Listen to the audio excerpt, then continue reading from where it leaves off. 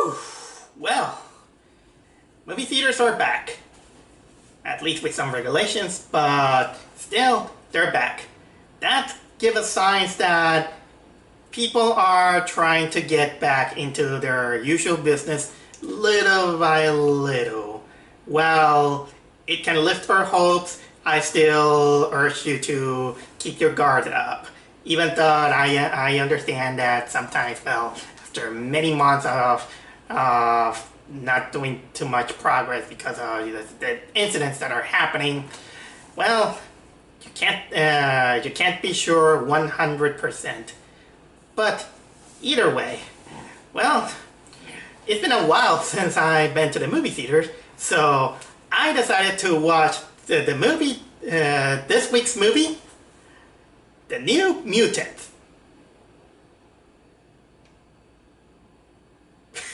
I know that the movie came out last week, but let me explain. The movie theaters, at least on my local area, they just opened this week. Actually, this Friday. So I couldn't watch The New Mutants last week. And you might be thinking, okay, so why are you so interested in that movie? Sorry for the car. Whew.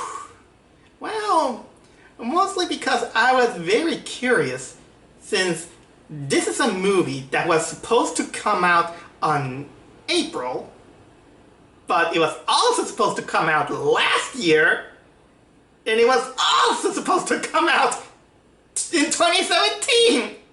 I mean, what happened? Whew. Production hell happened.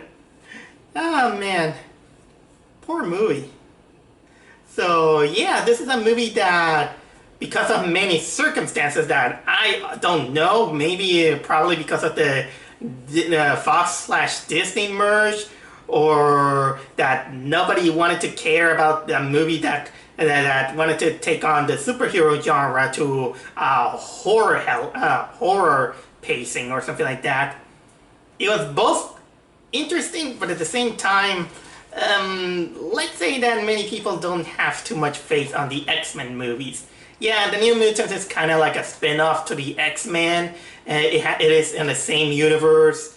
But I'll get to that when it's due. But either way, for a movie to be delayed that long, I was very, very curious to see it. And before I go to talk to you about The New Mutants, here's a little bit of small announcement that I want to make. First of all, even though the movie theaters are now open, I'm not gonna try to make this too regularly out of precautions. I'll say maybe when there's a kind of like a big interesting movie that I want to watch or something like that, I'll give it a try. But again, let's make things one step at a time. The second thing that I want to say is that maybe I'm not exactly 100% keen on watching Tenet. Mostly because I didn't feel like this is my kind of Christopher Nolan film. Don't get me wrong, I like Christopher Nolan, but I don't like when he became a very pretentious director. Take for example movies like Inception and Interstellar, which are movies that I really dislike from Christopher Nolan. And this Tenet film kind of gave me Inception flashbacks, so I didn't felt like giving it the heart to it. I'll think about it, but I'm not gonna guarantee it. Also, the third thing is that I know that many people are now talking about, hey, Disney live-action Mulan is finally on streaming. So, were you gonna watch it? I'm not gonna pay $30 for one movie that it has a lot of controversy. I mean, even with controversy aside, I don't have the heart to pay $30, even if they put me at gunpoint. Especially since it is on the Disney Plus. Funny enough is that I'm not boycotting the movie just because of the controversy, but it's mostly because of the $30 $30 Disney Plus services, and I was boycotting Disney Plus since the beginning. Except a little bit for Artemis Fowl, but I got a trial version for this one, at least to see how it is. But Jesus, no, people, don't give Disney your money. Let them rot. Let them rot until they stop making live action movies from animated films that they show that they have no creativity on creating stories or whatsoever. And boy, although I do want to tell you that a few guys just watching and told me that it's not good. But the only way I will watch the Mulan Disney movie is if you can give it to me for free. If you give me the movie for free, then I will watch it, and then I'll give it kind of like a more constructive opinion about it. But in the meantime, Disney Plus can suck my ass for all I care. Oof. Okay, those are a little bit of some small announcements that I want to make. But now we go to the New Mutants. Like I said, I was genuinely curious about this film. When I saw little bits and pieces from the reviews last week, but I didn't dare to see them completely because I wanted to see if it is as bad as critics said, or it is as many people said. Trust me that I'm the guy who I'm not too keen about the X-Men movies.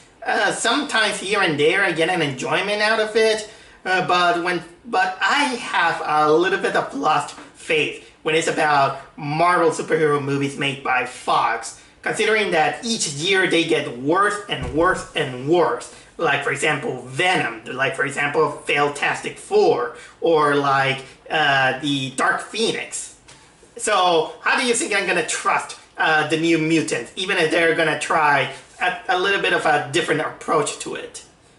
Even the horror genre on superheroes, they made it better on one movie that I'll get to it. But still, I just came out of the movie and I was underwhelmed. The New Mutants is basically underwhelming. It's not exactly great. It's not exactly horribly bad. It's not Artemis Fowl bad. It's not Lovebirds bad. And it's not even Dark Phoenix bad. So it's not bad, but it's in the same time it's kind of disappointing and kind of boring. And if you have a little bit of a background check about the problems about this movie, you're gonna notice a lot of things that are wrong with this movie. You're gonna notice too many plot holes, scenes that are missing, moments that feels rushed, and that makes you question, did they really reshoot this film? Because I kind of begin to doubt if the movie was reshot like many movies that get delayed or get in production hell does. So I feel, in a way, this is one of the few movies that I feel pity of it. I feel bad for this poor movie that it is 3 years overdue and that wanted to go out, but they didn't let it. It's almost like if some carnival man finds a starving, abandoned puppy.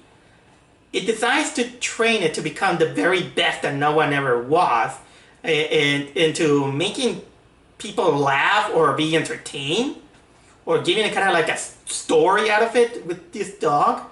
But the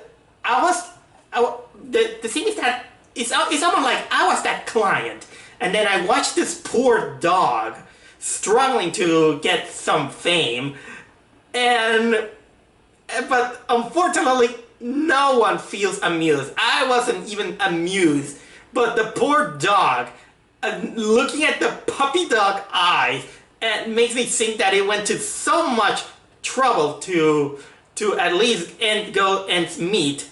And the least I could do, it was like, you give it your best, Ben. You give it your best. Woo! Okay, what's the story of the New Mutants? Like I said, it is set on the same universe of the X-Men.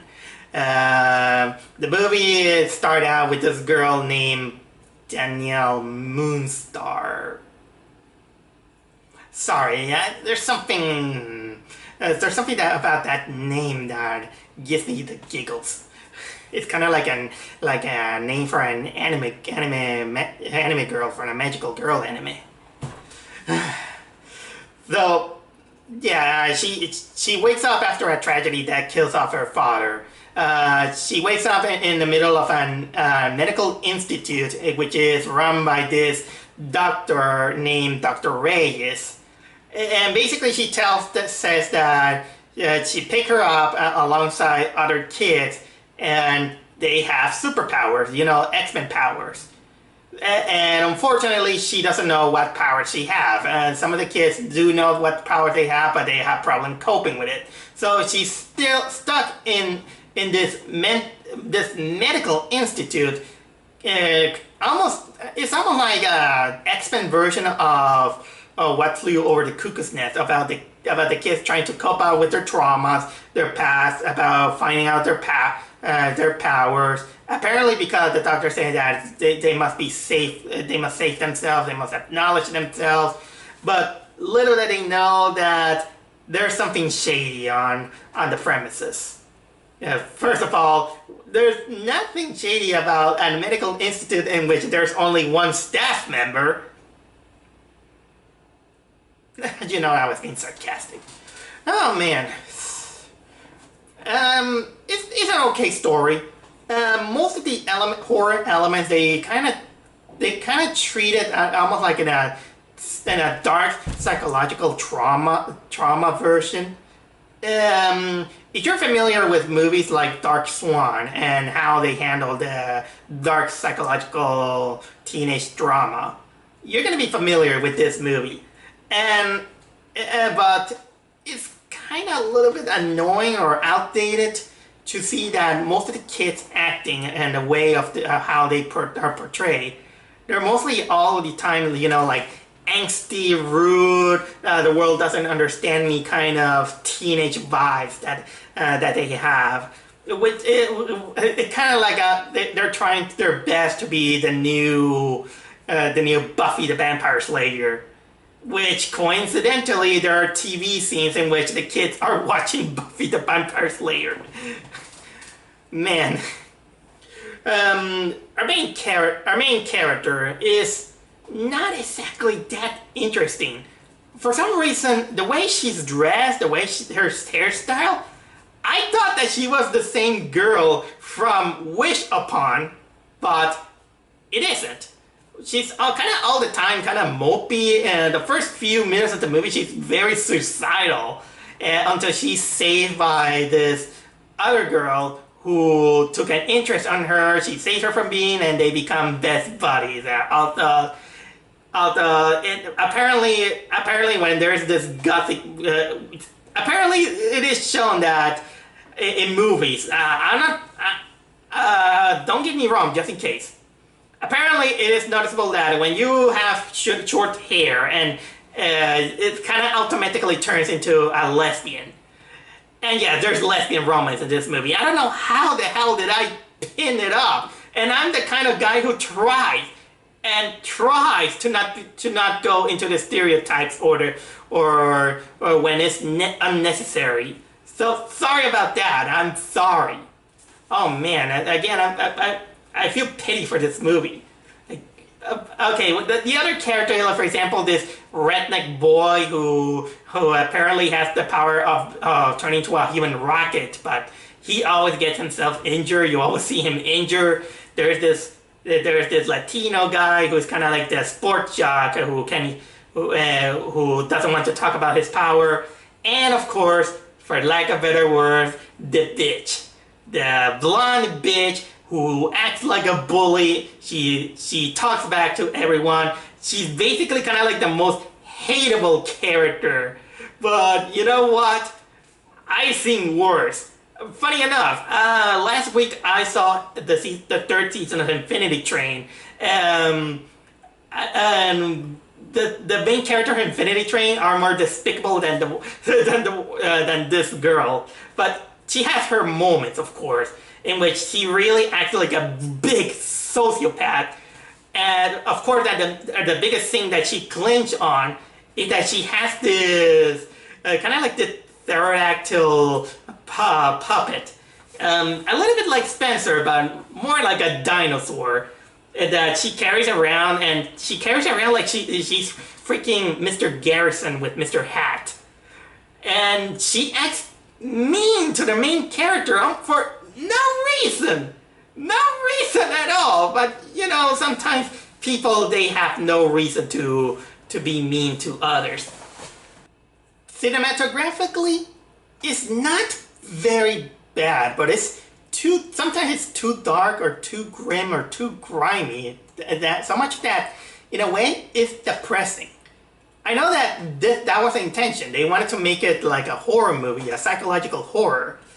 And when you want to make psychological horror and kind of concentrate on the kind of like the negative vibes, you usually use a kind of like tones of gray or black, or everything is so grim and everything. But I've been noticing a lot, you know, on all the X-Men movies or the other movies that are kind of like in the Fox universe more than the Marvel Cinematic Universe, in which when you're too grim and grimy, it kind of clashes out.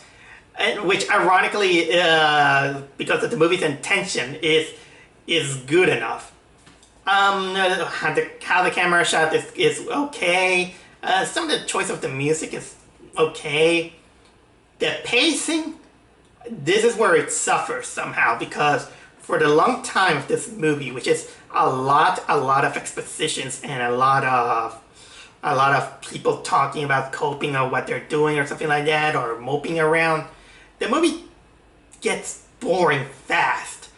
And even when something awesome appears in front of your eyes, you're like, no, okay, it's not working.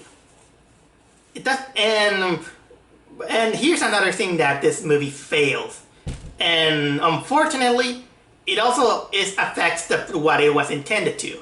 If it wanted to be a horror movie, unfortunately, it fails.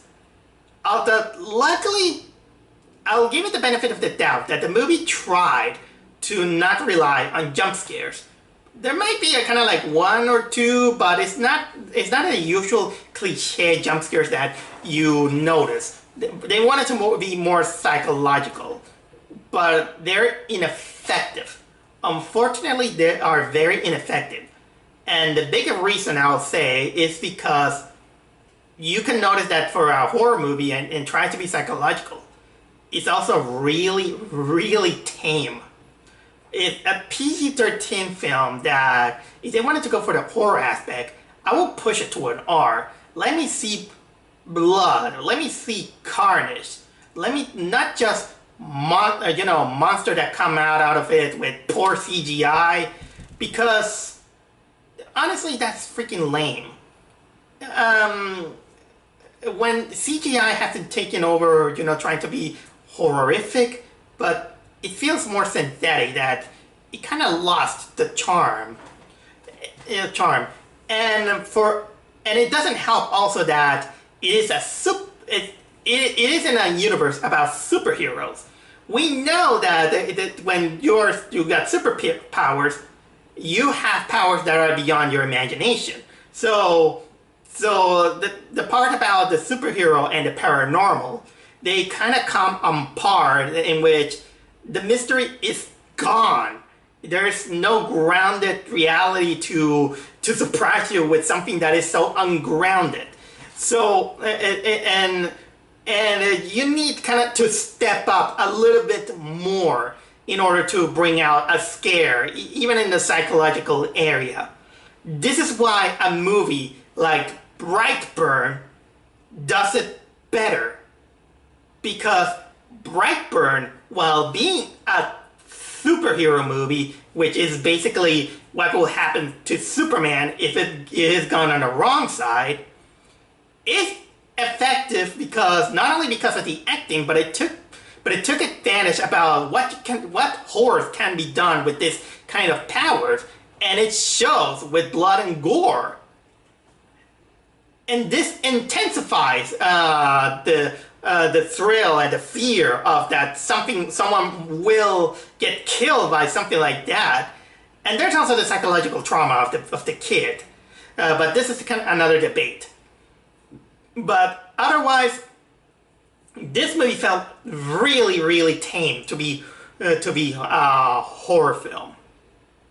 Okay, what else I can talk about this movie? Well, I will say also that the pacing, again, doesn't help when most of the movie is just watching security cameras, the kids moping around. And also there are moments in which you feel like there's scenes that are missing. Sometimes you don't, things doesn't link together. Like, for example, one time the two girls that like each other, they go against the bad bitch girl because she is a sociopath, and then another minute and then they're kind of like forming a social circle, even though they don't like each other. So what is that? Or there are moments in which they talk about, hey, my power is this, my power is that, but they make a position, they tell, but they don't show enough. Which I'll get to that a little bit on one thing that nags me a lot. We don't get enough time to like the character. They're very mopey. There's also there's a lesbian romance, like I said, and I think I said it. Yeah, there is a lesbian romance in which, well, it's cute and all, I get the feeling that it felt a little bit forced in one way or another. And boy, that, again, the horror elements doesn't work. Because it's mostly, I'm talking about the climax. The climax is when things get a little bit out of control, where it kind of stopped being a psychological horror and they just went to straight up becoming a teenage horror that suddenly then turns into a superhero film. Man, so imagine this. Like, for example, there's this character who apparently she has well, there are characters that all have their psychological problems. Apart from a main character with the death of her father, there's the lesbian who she has problems with being branded by the witch by a Catholic priest. There's the redneck guy who has problems with dealing with the death of his father, feeling that he's his fault. There's the jock who he doesn't talk much about it until it later reveal what it is, but it's very vague. And of course we got the lack of better words, the bitch, who apparently she was, quote unquote, I don't know if it was rape or not, but let's say that she was surrounded by like this long Silent Hill guys with smiley mask, and finally when these creatures during the climax they remove their mask, they move like the love child of Baraka from Mortal Kombat and Slender Man, and it's not even scary because of the CGI, which is well, mediocre at best. And then there is the reveal about the doctor, who is not exactly a nice person. She's entrapping these kids. And then we discover the powers of our main character, who apparently it was not exactly explained. Apparently, because the movie felt like she has the power that whenever she sleeps, she manifests on other people's fears. And then, apparently then, it shows that she technically has the powers to manifest this big CGI bear that I don't know how to tell you. And by the way, I think that is okay for me to talk to you about spoilers because the movie came out last week. Well, I'm free to do that, okay? But then it turns kind of like a superhero movie, kind of out of nowhere. The character began to spat out corny lines, and there were moments that they just wanted to become funny. I mean, what happened? And even the unlikable bitch, she apparently had said that she has the power to go to limbo. I don't know what it is. She can teleport, she can make armor from his hand, she can turn her puppet bird into a pterodactyl. And when that pterodactyl appeared, this mini dragon, I was like, where did it come from? There wasn't even a scene that shows off the bird, the puppet transform. This is what I meant, that something is missing. Oh man. So basically, it's a movie that it's not. I'm not gonna say that it's so bad that you should watch it. It's just bad is boring but interesting. This is a rare species of movie. A movie that it apparently had a plan but couldn't do much, but I have no choice but to feel pity. Poor New Mutant. Oh, I want to also mention that, you know, you've seen the trailers where there is the main character and you see kind of like being surrounded by these face masks that kind of looks like one of the most iconic moments of Nightmare on Elm Street. Not in the movie. Not in the movie. So it probably went to heavy editing. I don't know what happened. Honestly, that's technically all I have to say about this movie. It's just underwhelming. It's so underwhelming, so boring that I cannot recommend you. It's a movie that it's pitiful. Just pitiful. I'll give it this again. Considering the other awful movies like Venom or Dark Phoenix, this is probably the better one. It's not as bad as some of the shit that I've seen this year. It's not god awful, but it's just mediocre. That's the correct word about this movie. It's just mediocre at best, or below average at best if you feel very forgiving. But again, the key word for this movie is that it's just pitiful. Just pitiful.